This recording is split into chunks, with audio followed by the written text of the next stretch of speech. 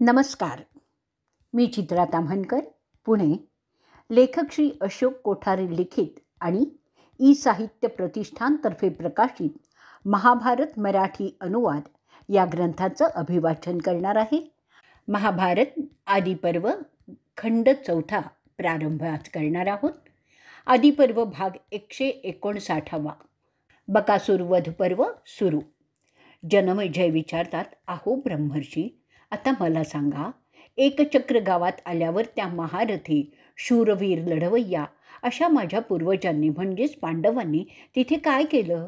वैशंपायन म्हणतायत, एकचक्र गावात तुझे महारथी शूरवीर लढवय्ये पूर्वज एका ब्राह्मणाच्या घरात संन्याशाच्या सोंगात आपली माता कुंती याच्याबरोबर राहू लागतात. तिथे ते लोकांची दोस्ती करतात आणि त्यांना त्यांच्या प्रवासातील अनुभव सांगून त्यांची मनं जिंकून घेतात. एकचक्र गावात ते सगळे पांडव सर्वांना प्रियच होतात. पांडवांच्या अनेकविध गुणांची झलक त्या रहिवाशांना येते आणि त्यामुळेच ते एकचक्र गावाचे रहिवाशी पांडवांना चाहतात, म्हणजेच आवडतात. पांडव तिथे भिक्षा मागून जगू लागले. आणलेली भिक्षा एकत्र करून मग त्याची वाटणी कुंती करीत असे. प्रत्येकाला त्याचा सारखा वाटा ती देत असे. अशा रीतीने ते त्या गावात जीवन कंठत होते. अशामुळे कुंतीला पांडवांनी जे काही आणलं आहे त्याची सारखी वाटणी करायची सवय होते. एके दिवशी ते पांडव भिक्षा मागण्यासाठी भटकत असतात. फक्त भीम तेवढा घरात आईला मदत करण्यासाठी थांबतो. अशावेळी गावातून आलेल्या ब्राह्मणवाडीतून जिथे ते राहत होते काही भयंकर आरडाओरडा आणि माणसांच्या विव्हळण्याचा आवाज त्यांना ऐकायला येतो. त्या ब्राह्मणाच्या घरातील माणसं दुःखातिरेकाने रडत होती. ते रडणं ऐकून कुंतीला फार वाईट वाटलं. तिला ते रडणं असह्य झालं. त्या प्रेमळ मनाच्या पृथाने तिच्या मुलाला म्हणजेच भीमाला विचारणा करण्यास सांगितली की काय प्रकार आहे की ते इतके ओक्साबोक्षी रडत आहेत. कुंती भीमाला म्हणते, हे बघ पुत्रा, आपण इथे या ब्राह्मणाच्या घरात धृतराष्ट्राच्या मुलांपासून सुरक्षित असे सुखाने राहत आहोत. तरी मला वाटतं की आपली काहीतरी जबाबदारी या ब्राह्मणांप्रती आहे. मी नेहमीच ह्यांचं भलं व्हावं म्हणून विधात्याकडे प्रार्थना करीत असते. त्यांच्या चांगुलपणामुळे आपण इथे राहत आहोत, तरी त्याची उतराई आपल्याला कोणत्या ना कोणत्या रीतीने करायलाच पाहिजे. त्यांच्या ह्या अशा उपकाराची परतफेड आपण केली पाहिजे. आज त्या आपल्यावर उपकार करणाऱ्या ब्राह्मणांवर कोणता वाईट प्रसंग आला आहे ते तू जरा जाऊन पाहावंस असं मला वाटतंय. त्यावर भीम तिला म्हणतो, अगं मी इथे घराचं काम करत आहे, तेव्हा तू जाऊन पहा ना काय प्रकार आहे तो. पण मातेचं ते काकुळतीचं बोलणं पुन्हा पुन्हा विनवणं ऐकून तो आज्ञाधारक पुत्र तिला म्हणतो, तुझी जी इच्छा आहे ती माझी आज्ञाच असते. तेव्हा जसं तू सांगतेस त्याप्रमाणे मी जाऊन पाहतो की नेमकं काय विपरीत घडलं आहे त्या घरात, आणि जर त्याला सुधारणं मला शक्य असेल तर ते मी त्वरित करून टाकतो.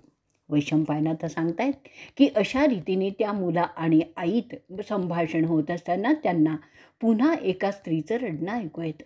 आता मात्र कुंतीला राहवत नाही आणि गाय जशी आपल्या भुकेल्या वासराकडे दूध देण्यासाठी धावते तशी ती उत्स्फूर्तपणे त्या ब्राह्मणाच्या घरात मागील भागातून शिरते.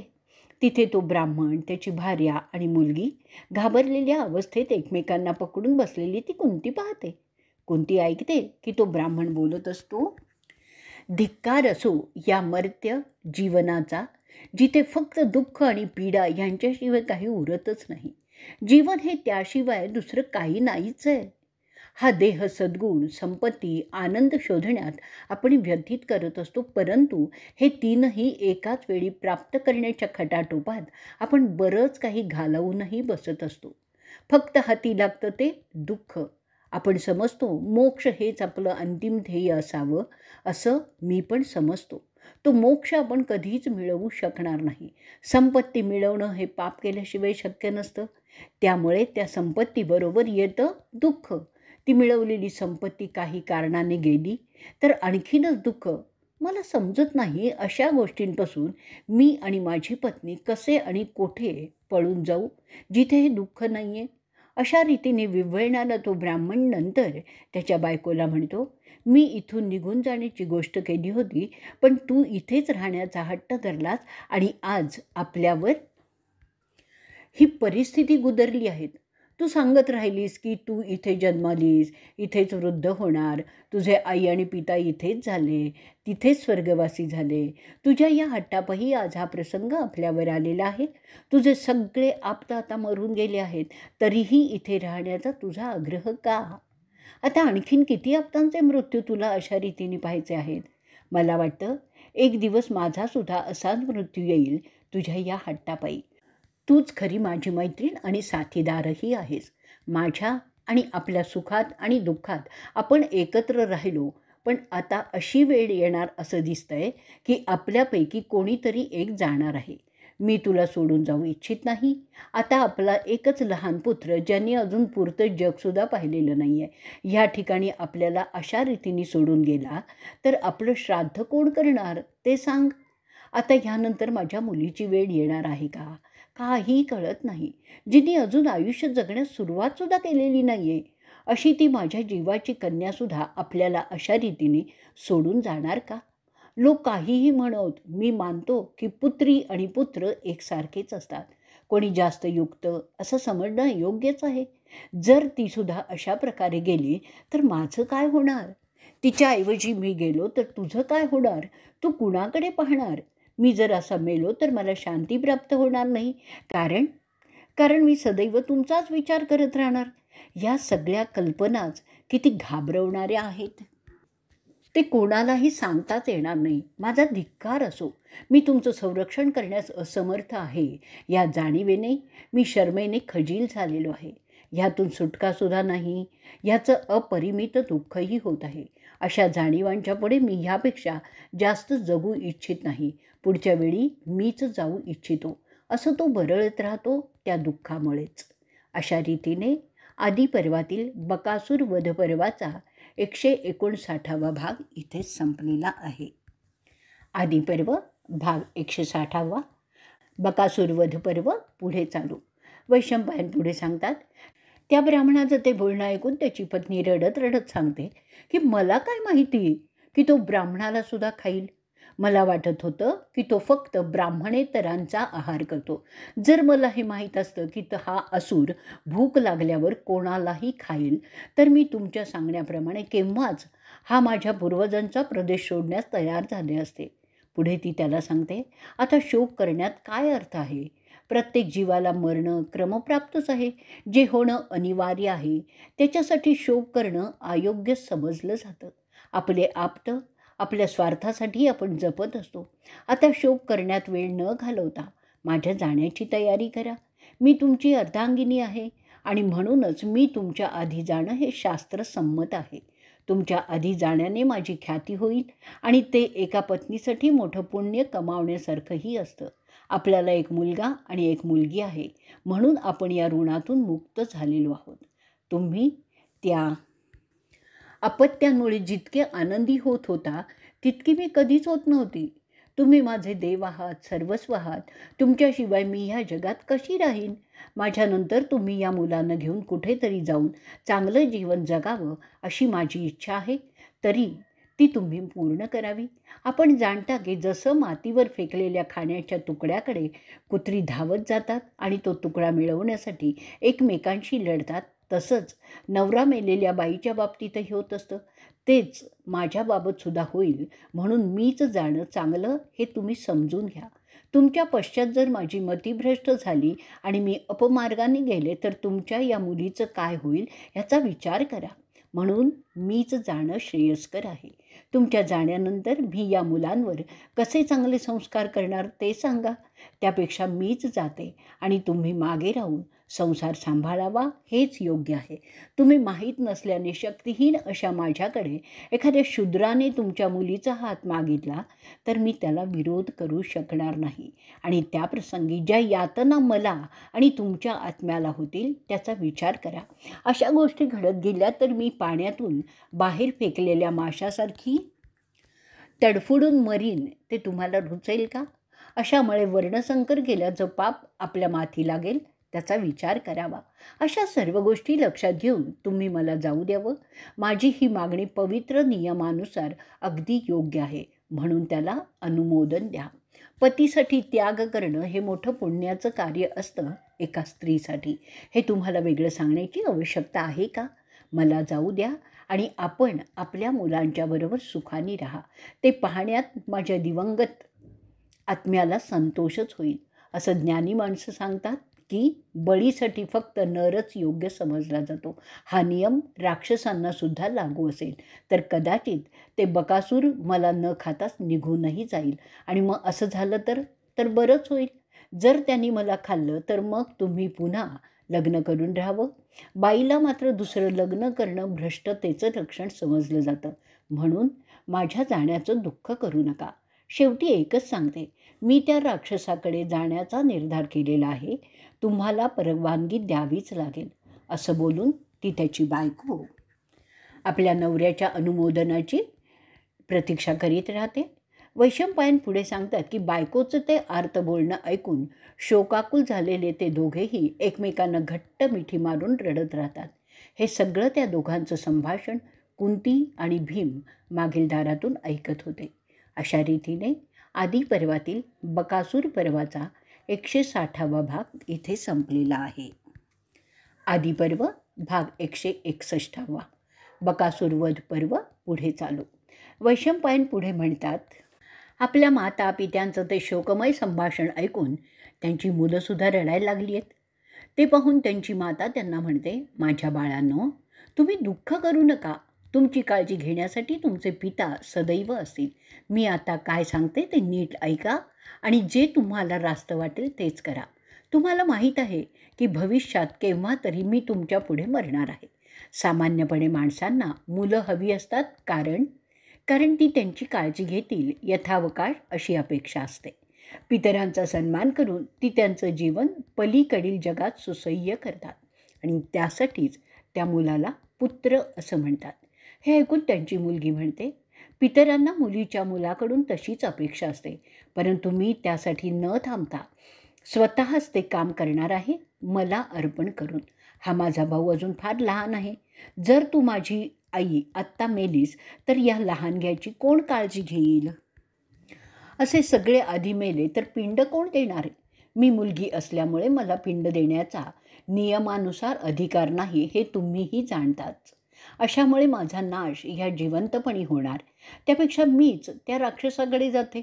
पितरांच्या शांतीसाठी हेच प्रस्तुत वाटते. माझ्या जाण्याने वंशाला काहीही धोका नाही. मी गेल्यानंतर तुम्ही त्वरित तिथून निघून जा अशा ठिकाणी की जिथे तुम्ही सुखाने कोणत्याही राक्षसाच्या त्रासाशिवाय राहू शकाल. मी मुलगी असल्यामुळे बाप आणि आई गेल्यावर सर्वात जास्त अडचण माझीच होणार आहे. मला कोण वाचवणार माणसातील राक्षसांपासून? ते होऊ नये म्हणूनच तुमच्यापेक्षा मीच त्या राक्षसाकडे जाणं मला योग्य वाटतं.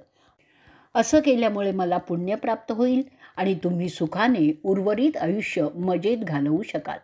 पितरांच्या शांतीसाठी ज्या विधी करायच्या आहेत त्या होतच राहतील. सगळेच सुखात राहतील आणि मलासुद्धा माझं कर्तव्य मी केलं याचं पुण्य मिळेल. वैशंपायन सांगतायत, तो ब्राह्मण, त्याची पत्नी ह्यांचं आणि त्यांच्या मुलीचं बोलणं झाल्यावर ते सगळेजण एकत्र रडायला लागतो. त्यांचा लहान पुत्र त्याला काहीच न समजल्यानंतरसुद्धा त्यांच्यासह तो रडायला लागतो. तो लहान मुलगा त्यांना स्वतः रडत म्हणतो, तुम्ही रडू नका. तो छोटा निष्पाप बालक त्या सगळ्यांच्याकडे जात बोबडं बोलतो, तुम्ही घाबरू नका. तो हातात एक गवताचं पातं घेऊन त्यांना सांगतो, मी या गवताच्या पात्याने त्या माणसांना खाणाऱ्या राक्षसाला मारीन. जरी ते सगळे शोकाकुल होते तरी त्या छोट्याशा त्या बोबड्या बोलण्याने त्यांच्या मुखावर हास्य उमटलं होतं. हे सगळं कुंती ऐकत असते. ती विचार करते, हीच वेळ आहे त्या ब्राह्मणाचं ऋण फेडण्याची. ती त्या शोकाकुल कुटुंबाला भेटते आणि त्यांच्याशी बोलते. ते ऐकून त्या ब्राह्मण कुटुंबाला मोठा दिलासा मिळतो. जणू त्यांच्यावर अमृत शिंपडलेलंच आहे. अशा रीतीने आदी पर्वातील बकासूर पर्वाचा 161वा भाग इथे संपलेला आहे. आदी पर्व भाग 162वा. बकासूर वध पर्व पुढे चालू. वैशंपायन त्यांना म्हणतात, कुंती न राहून त्या ब्राह्मण कुटुंबाला विचारते, मला सांगा, तुम्ही इतकी चांगली मंडळी कशामुळे असं दुःखकारक बोलत आहात? मला वाटतं तुमच्या दुःखाला माझी मुलं संपवू शकतील. तिला तो ब्राह्मण म्हणाला, अहो संन्याशांच्या माते, आपण जे बोलता ते पटण्यासारखं आहे, परंतु आमचं दुःख सहज संपण्यासारखं वाटत नाही. माणसांना तर ते निश्चितच जमण्यासारखं वाटत नाही. त्याचं कारण असं आहे की ह्या नगराच्यापासून दूर अंतरावर एक राक्षस राहतो. त्याचं नाव बकासूर आहे. तो नरभक्षक आहे. तो ह्या भागाचा ताबेदार आहे. माणसांचं मांस खाऊन त्याची ताकद एवढी वाढली आहे की त्याला कोणी काहीही करू शकत नाही. तो असुरांचा मुख्य आहे आणि तोच या भागावर राज्य करत असतो. त्याच्या असण्यामुळे आम्हाला कोणाच्या आक्रमणाची भीती नसते. फक्त त्याला काही जनावरं खाण्यासाठी द्यावी लागतात, तोच काय तो खर्च. ते काम आम्ही एक चक्रवासी वाटून घेऊन करतो. त्याला सतत हे त्याचं खाद्य पाठवावं लागतं. तो त्या खाण्याबरोबर ते आणणाऱ्या माणसाला सुद्धा खातो. प्रत्येक कुटुंबावर ही पाळी काही वर्षानंतर येतच असते. ह्यावेळी ते काम करण्याची पाळी आमच्या कुटुंबावर आली आहे. जर कोण्या परिवाराने ते केलं नाही तर तो बकासूर त्या सगळ्या परिवारालाच खाऊन टाकतो. हा प्रदेश वेत्रक्य नावाच्या शहरात राहणाऱ्या राज्याच्या सीमेत येतो, परंतु त्या राजाला राज्य कसं करायचं हे अजिबात समजत नाही. त्या राजाला अक्कलच नाही आहे. त्यामुळे तो ह्या बकासुराकडे आणि त्याच्या त्रासाकडे लक्षही देत नाही. म्हणून तो राक्षस माजला आहे. ह्याला काही प्रमाणात आम्हीच जबाबदार आहोत. जोवर आम्ही ह्या भागात राहत आहोत हा त्रास आम्हाला कायमच राहणार. आम्ही ब्राह्मण खरे, तर एका जागी न राहता पक्ष्यांप्रमाणे देशोदेश भटकत फिरणं राहणं पसंत करत असतो.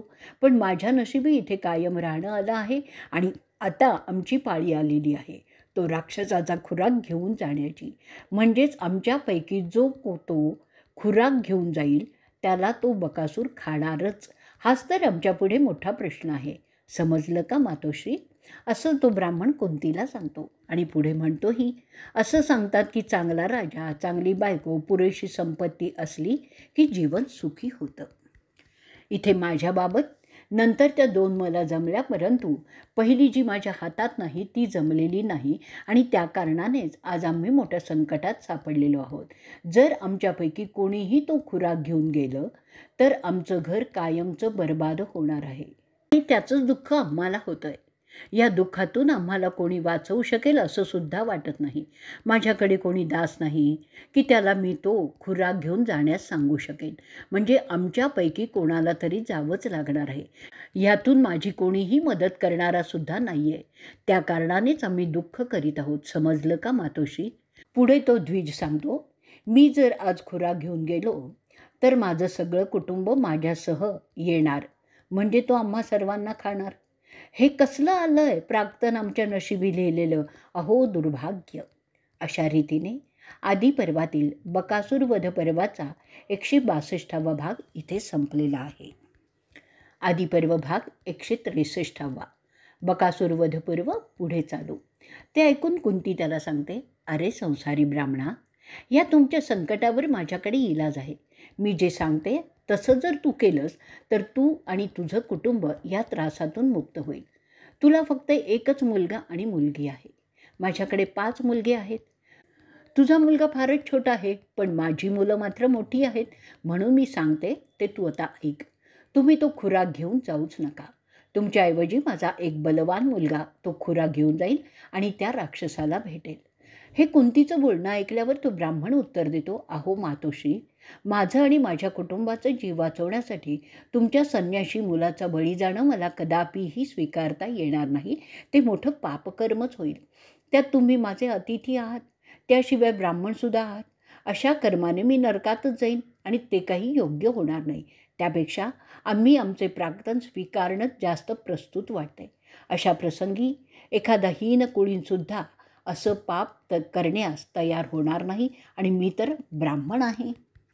तेव्हा मी तुमचे आभार मानतो, कारण की तुम्ही माझ्या दुःखात सहभागी झालात. परंतु असं करणं मला तरी योग्य वाटत नाही आणि अशा कर्माला शास्त्राचा आधारसुद्धा नाही. पुढे तो ब्राह्मण म्हणतोय, शास्त्र सांगतं ब्राह्मणाच्या संरक्षणासाठी माणूस स्वतः आणि त्याचा परिवार कामी आला तरी त्यामुळे त्यांना सद्गती मिळते. मी त्याप्रमाणे वागणं रास्त समजतो आणि मी तसंच करणार आहे. माझ्यावर 2 पर्याय असतील की एक म्हणजे ब्राह्मण मरणार आणि दुसरा मी मरणार. तर मी दुसरा पर्याय आवडीने निवडीन. तुम्ही जाणताच की ब्राह्मणाच्या मृत्यूला कारणीभूत होण्यासारखं महापाप नाही. मग माझ्याकडून तुम्ही असं कसं अपेक्षिता? तो ब्राह्मण पुढे कुंतीला हेही म्हणतो की नाईलाजाने स्वतःचा बळी देणं हे जाणून बुजून दुसऱ्या कोण्या ब्राह्मणाचा बळी देण्यापेक्षा नक्कीच चांगलं असतं. माझा बळी देण्यात मला पाप केल्याचं दूषण लागत नाही, परंतु तुमच्या चांगुलपणाचा असा गैरफायदा घेण्याने मला मात्र मोठं पाप लागेल त्याचा मी जास्त विचार करतो. अशा पापाला शास्त्रात प्रायश्चित्तसुद्धा नाही. माझ्याकडे राहायला आलेल्या तुमचा बळी चढवणं, मग ते कोणत्याही कारणाने असू देत, शास्त्राला मान्य नाही ते तर तुम्हीही जाणताच. त्याच्यासारखा दुष्टपणा दुसरा नाही. आणि अखेरीला मी असंही ठरवलं आहे की मी आणि माझी पत्नी आणि माझी मुलं बळी जायला पाहिजे, कारण त्याला कोणताही शास्त्रसंमत पर्याय नाही. ते त्याचं बोलणं होत असताना त्याची बायको मात्र त्याच्या विचाराशी सहमत नाही हे कुंती ओळखते आणि म्हणून त्या यजमानाला ती म्हणते, मी सुद्धा याच विचाराची आहे की ब्राह्मणांचा बळी दिला जाऊ नये. मी तुमचा बळी जाऊ देऊ नये यासाठीच बोलत आहे. मला माझी मुलं प्रिय नाहीत असं तुम्हाला जर वाटत असेल तर ते चुकीचं आहे. मला माझी सगळी मुलं सारखीच प्रिय आहेत, परंतु इथे मुद्दा असा आहे की माझ्या मुलाकडे एक गुप्त विद्या आहे, त्यामुळे तो बकासूर त्याला मारू शकणार नाही आणि म्हणूनच मी तुम्हाला सांगते की त्याला तो खुराक घेऊन जाऊ द्या. तो त्या विद्येच्या ताकदीवर त्या राक्षसाच्या हातून मरणार नाही, त्यामुळे तुमचा प्रश्न सुटेल. आणि ह्या आधीसुद्धा असे अनेक प्रसंग आम्हा भटकंती करणाऱ्या संन्याशांवर आलेलेच होते. त्यातून आम्ही सही सलामत सुटलेलो आहोत, त्याच्या या गुप्त विद्येमुळेच फक्त. बऱ्याच वेळा माझा मुलगा अशा राक्षसाला मारून आलेला आहे. एवढं सांगितल्यानंतर कुंती त्या ब्राह्मणाला ताकीद देते की त्याने याबद्दल कुणालाही सांगता कामा नये, कारण जर सांगितलं तर ती विद्या नाहीशी होईल आणि ते योग्य होणार नाही. कुंती पुढे म्हणते, जर माझ्या मुलाला ती विद्या कोणाला शिकवायची असेल तर त्यासाठी त्याला त्याच्या गुरुची संमती घ्यावी लागते आणि तो गुरु ती कधीच देत नाही. कुंतीचं ते बोलणं ऐकून तो ब्राह्मण आणि त्याची बायको अति प्रसन्न होतात. अखेरीस तो ब्राह्मण कुंतीच्या प्रस्तावाला स्वीकारतो. त्या छोट्याशा कुटुंबात आनंदाचं वातावरण सुरू होतं. त्यांचा इवलासचा मुलगा काही कळत नसताना आनंदाने उड्या मारवा लागतो. कुंतीला ती पाहून बरं वाटतं. तिला त्या ब्राह्मणाचे उपकार फेडायचेच असतात आणि अशा प्रकारे ती ते करणारही असते. ती तिथूनच भीमाला हाक देते आणि तो वायुपुत्र तिथे येतो. भीम लागलीच त्यासाठी तयारही होतो.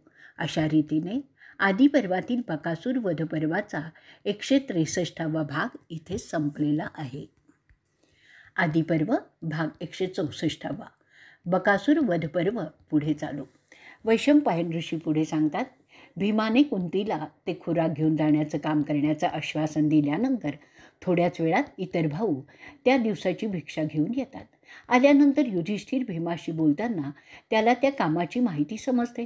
त्याला त्या कामातील धोका जाणवतो आणि त्याच्या नेहमीच्या भित्र्या स्वभावाप्रमाणे तो कुंतीशी जवळ जाऊन हळू आवाजात बोलतो आणि विचारतो, काय हे धाडस भीम स्वतःच्या निर्णयाने करत आहे? का तू त्याला ते करायला सांगितलं आहेस? कुंती युधिष्ठिराला सांगते, होय, मी त्याला ते काम करण्यास सांगितलं आहे. त्यामुळे त्या ब्राह्मणाचे जे उपकार आपल्यावर झालेले आहेत त्यातून आपली सुटका होईल. हे गाव त्या राक्षसाच्या त्रासातून मुक्त होईल. भीमाला त्याच्या प्रचंड ताकदीचा पुन्हा एकदा प्रत्यय येईल. हे सगळं माझ्या मते होणं क्रमप्राप्त आहे, म्हणून मी त्याला तसं करण्याची आज्ञा केलेली आहे आणि त्याने ती मान्यही केली आहे. तुला का पंचाईत पडली आहे? ते ऐकल्यानंतर युधिष्ठिर म्हणतो, हे करणं धोक्याचं नाही आहे असं वाटतं का तुला? अगं आई, आपल्याला इथून पुढे गुप्ततेत जायचं आहे. अशा कृत्यामुळे आपल्याबद्दल जास्त चर्चा झाली तर आपण कुठे आहोत ते कौरवांना समजेल, त्याचा तू विचार करत नाही आहेस का? एका राक्षसाला मारलं म्हणजे सगळ्यांना तो मारू शकेल असं समजणं योग्य नाही. आपण त्याच्या बळावर किती अवलंबून आहोत ते तू जाणतेसच. अशा परिस्थितीत असा निर्णय तू घ्यायला नको होतास. स्वतःच्या पुत्राचा अशा रीतीने नाश करणं वेदांना सुद्धा अमान्य आहे. ज्याच्या ताकदीमुळे आपण निर्धास्तपणे जगत आहोत त्याचा बळी तू या फालतू ब्राह्मणासाठी देण्यास तयार झाली आहेस. ही काय दुर्बुद्धी तुला सुचली आहे? तो पुढे असंही म्हणतो की धृतराष्ट्राच्या मुलांचा पराभव करण्यासाठी आपल्याला भीमाची नितांत आवश्यकता आहे असं जाणत असताना तू हा धाडसी आणि आत्मघातकी निर्णय घ्यायला नको होतास. भीमाच्या जोरावर मी कितीतरी मोठी स्वप्न साम्राज्याची पाहिलेली आहेत, ती कशी साध्य होणार? जर भीमाचं काही बरं वाईट तुझ्या या निर्णयामुळे झालं तर? शेवटी चिडून तो मतलबी पांडव म्हणतो, अगं आई, तुझी बुद्धी भ्रष्ट झाली आहे की काय? युधिष्ठिराची ती स्वार्थ लोलूप वाणी ऐकून चिडलेली माता त्याला सुनावते, अरे युधिष्ठिरा, तुला इतकी चिंता तुझ्या भावांची करण्याची गरजच नाही आहे. मी हा निर्णय पूर्ण विचाराअंती घेतलेला आहे. त्या ब्राह्मणाचे उपकार मला खात होते आणि त्यातून बाहेर पडण्यासाठी काय करावं त्याच्या विचाराने मी सदैव त्रस्त होत होते. जेव्हा मला ही त्या ब्राह्मणाची अडचण समजली तेव्हा मी हा निर्णय घेतला की आपला शक्तिमान रुकोदर त्यातून मार्ग काढेल. भीमाच्या क्षमतेबद्दल शंका घेऊन तू तुझ्या भावाचा एका परीने अपमानच करीत आहेस. त्याच्या अफाट सामर्थ्याची कल्पना असताना तुझ्या डोक्यात असे अभद्र विचार आलेच कसे? केवळ स्वतःच्या योजनांसाठी त्याला वापरण्याची ही तुझी वृत्ती तुला, जो स्वतःला न्यायी समजतो, ते शोभत नाही. त्यावर तू मला वेदाचं सांगतोस?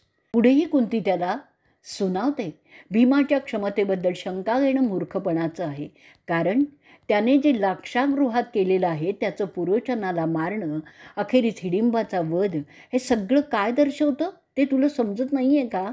केवळ भीमच या गावाला त्या राक्षसापासून वाचवू शकतो आणि त्याकरता मी जे काही केलेलं आहे ते बरोबरच होतं. क्षत्रियांचं कार्य लोकांना वाचवण्याचं असतं. ते केवळ राज्यापुरतं मर्यादित नसतं, तर कुठेही कोणीही अन्यायाखाली भरडला जात जर असेल तर तिथे खरा क्षत्रिय आपलं सगळं सामर्थ्य पणाला लावून तो अन्याय नष्ट करील. 1000 हत्तींची ताकद असलेल्या स्वतःच्या भावाबद्दल तुझे विचार मला शर्मेने मान खाली घालायलाच लावत आहेत. माझा भीम वारणावताचा हत्ती आहे, त्याला कोणीही मारू शकणार नाही असा माझा विश्वास आहे. त्याशिवाय गुरुवर्य व्यासाने सुद्धा मला आशीर्वाद दिला आहे की माझे पुत्र नेहमीच विक्रमी होतील.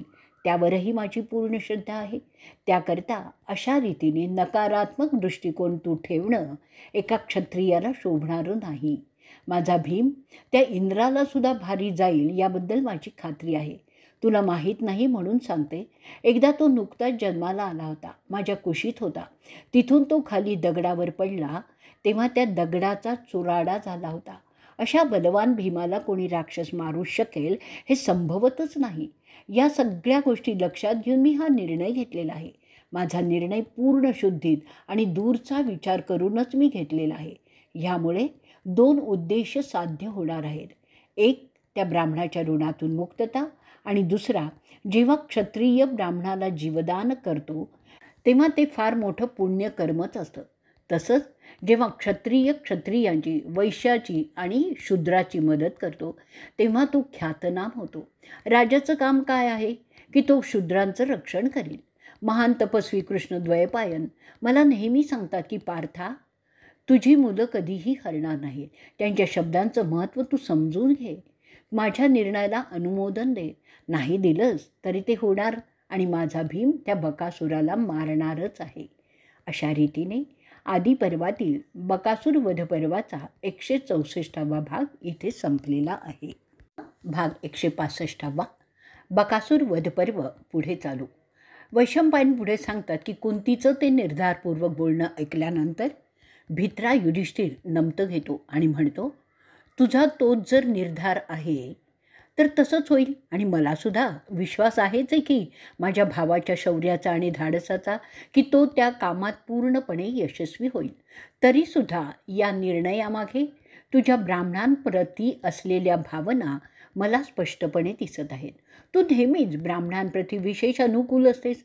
मला आता एकच चिंता करावीशी वाटते की जर तो ब्राह्मण ह्याबद्दल इतरत्र बोलत राहिला तर त्यामुळे कदाचित आपल्याला अज्ञातवासात राहणं अशक्य होईल.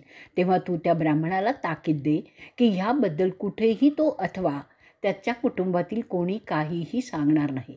तसं त्याच्याकडून तू वचनही घे.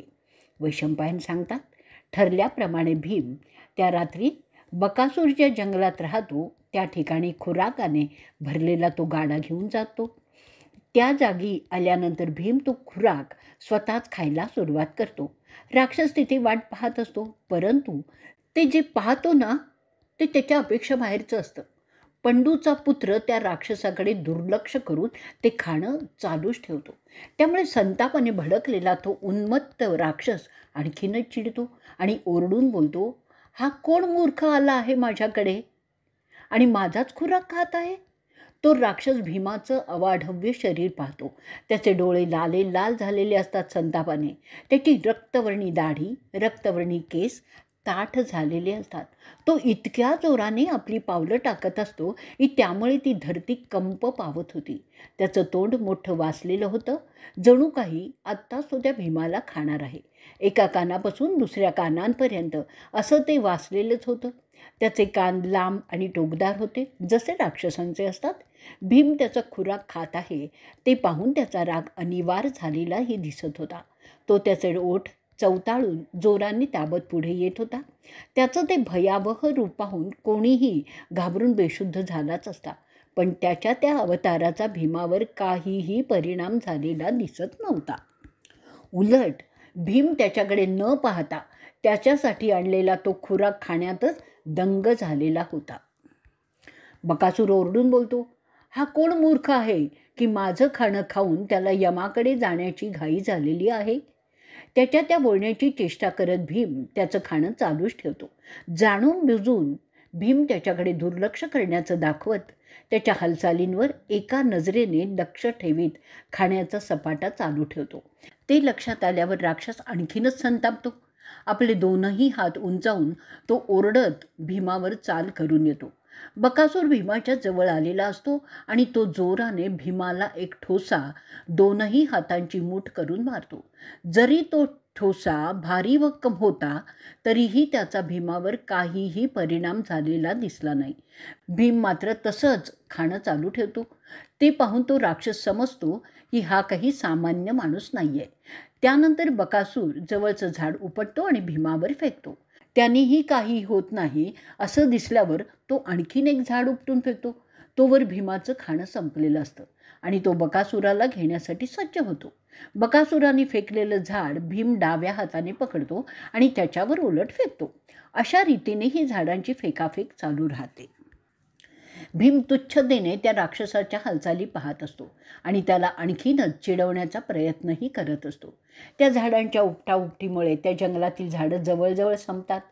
त्यानंतर एवढं झाल्यावर बकासुराच्या लक्षात येतं की हा दुसरा तिसरा कोणीही नसून वृकोदर आहे, ज्याने हिडिंबाला मारला आहे आणि त्याच्या बहिणीशी लग्न केलं आहे. बकासूर भीमावर चाल करून जातो आणि त्याचे दोनही हात पकडतो आणि आता त्यांची कुस्ती सुरू होते. दोघंही एकमेकांना जोरजोराने ढकलून खेचूही लागतात.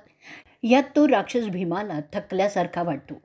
तसं तो त्याला जोराने दाबण्यास आणि त्याप्रकारे त्याची दमछाक करण्यास सुरुवात करतो. त्याच्या त्या धमासान लढाईमुळे सारी धरती कंप पावत होती आणि अखेरीस थकलेल्या बकासुराला भीम आपल्या गुडघ्यांनी जमिनीवर दाबून जोरजोराने बुक्के मारण्यास सुरुवात करतो. त्यानंतर भीम एक गुडघा त्याच्या पाठीत दाबून हाताने त्या राक्षसाला पिळण्यास सुरुवात करतो. त्यामुळे घाबरून तो राक्षस जोरजोराने ओरडायला लागतो. त्या दाबामुळे बकासूर रक्त ओकायला लागतो. बकासुराचे भीमाने आता 2 तुकडे केले आणि त्याला बाजूला फेकून दिलं. बकासूर मेला होता. अशा रीतीने आदिपर्वातील बकासूर वधपर्वाचा 165वा भाग इथेच संपलेला आहे. आदिपर्व भाग 166वा, बकासूर वधपर्व पुढे चालू. वैशंपायन पुढे सांगतात की भीमाच्या पायाखाली तो अजस्र राक्षस शेवटची भयंकर किंकाळी फोडून मरतो. ती किंकाळी ऐकून त्याचे नातेवाईक राक्षस तिथे जमा होतात. भीमाचं ते कृत्य पाहून ते घाबरून जातात. त्यांना भीम सांगतो की त्यांनी नरभक्षण सोडून द्यावं, नाहीतर त्यांचीसुद्धा अशीच गत होईल. त्याप्रमाणे ते भीमाला नरभक्षण यापुढे न करण्याचं आश्वासन देतात. त्यानंतर बकासुराचं शव खेचत खेचत भीम त्या एकचक्र गावाच्या वेशीवर आणून ठेवतो आणि कोणालाही समजणार नाही अशा प्रकारे तिथून निघून जातो. त्या दिवसापासून त्या भागातील रहिवाशांना दिसलं की ते राक्षस माणसाशी फार चांगल्या प्रकाराने वागत आहेत. बरेच राक्षस ते गाव सोडूनही जात आहेत. भीमाने त्यांना मारल्यानंतर तो घरी आला. आपल्या मातेला आणि युधिष्ठिराला जे घडलं ते सगळं सांगितलं. दुसऱ्या दिवशी गावातील लोकांना ती बातमी समजली आणि लोक झुंडीने त्यांच्या बाया, बापड्या, मुलं, लेकी, सुना असे सगळे परिवाराने त्या जागी येऊ लागले. रक्ताने माखलेले आणि 2 तुकडे झालेले बकासुराचं प्रेत पाहून सगळीजणं थक्क होत होती. प्रत्येकजण विचारत होता, हे कोणी केलंय? हे कोणी केलंय? त्याचं ते तशा अवस्थेतील शव पाहून कित्येकांच्या अंगावर शहारे येत होते. त्या बातमीची चर्चा होऊ लागली आणि त्या दिवशी कोणाची पाळी होती त्याचीही चर्चा झाली. सगळ्यांना समजलं की त्या ब्राह्मणाची पाळी होती. तेव्हा सगळीजणं त्या ब्राह्मणाला विचारू लागतात की हे कसं झालं? अशी विचारणा सगळ्यांकडून होऊ लागल्यामुळे तो ब्राह्मण गप्प बसू शकला नाही आणि तो आधी ठरल्याप्रमाणे त्या सगळ्या विचारणाऱ्यांना तो सांगतो की त्यांचं रडणं ऐकून एक फिरस्ता भिक्षुक ब्राह्मण ऐकतो, जो त्याच्याकडे भीक मागण्यासाठी आला होता. तो ब्राह्मण मंत्रविद्या जाणणारा होता. तो त्याला सांगतो की त्याचं काम तो करील आणि त्याप्रमाणे तो भिक्षुक ब्राह्मण तो खुराक घेऊन जातो आणि मंत्रशक्तीने बकासुराला मारतो. त्यानंतर तो ब्राह्मण निघून जातो. त्या सांगण्याने एकचक्र गावाच्या रहिवाशांचं समाधान होतं. एक बला टळली ह्याचंच त्यांना समाधान जास्त असतं आणि त्यानंतर ते 4ही ब्राह्मण, क्षत्रिय, वैश्य आणि शूद्र जातीचे गावकरी त्या अज्ञात ब्राह्मणाचं स्मरण आणि कौतुक करण्यासाठी एक सोहळा ठेवतात, ज्याच्यामुळे गावावरील मोठं अरिष्ट टळलेलं असतं. अशा रीतीने आदी पर्वातील बकासूर वध पर्वाचा 166वा भाग इथे संपलेला आहे.